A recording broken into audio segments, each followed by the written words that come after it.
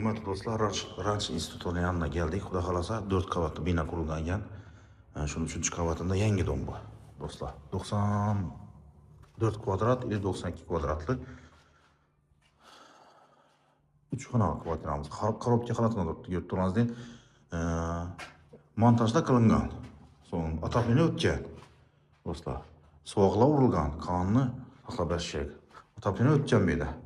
Benim samozel hojatxonasi. Tak, kanalizatsiyalarni tayyor holda turibdi ekan. Ko'rib turganingizdek. Doğrumuzda oshxonasi bo'ladi endi. Mana bu oshxonasi. Oshxonasida yana ko'rib turganingizdek, do'q konteyner kotollarimiz qistirib turibdi.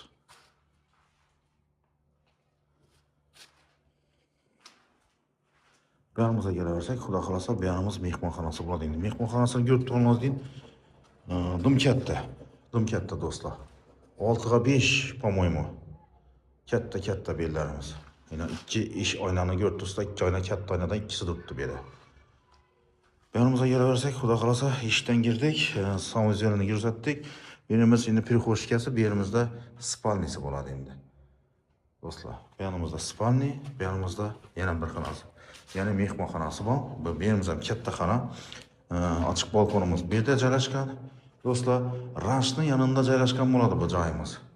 Narxi ekranda yoziladi. Do'stlarimizga tarqatishni yoddan chiqarmanglar. Like podpisatsiya yoddan chiqarmanglar do'stlar. Video ko'rib o'tirganda bitta like bosib beringlar.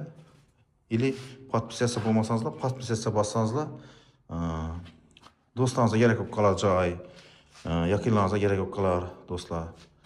Shular tarqatib, shulara ne bo'ladi bir top bergan bo'lasizlar. Bu joyimizning narxini ekranda yozib qo'yamiz. E'tiborlaringiz uchun katta rahmat. Yana ko'chmaklarda görüşünce de qolamiz yurtdoshlar.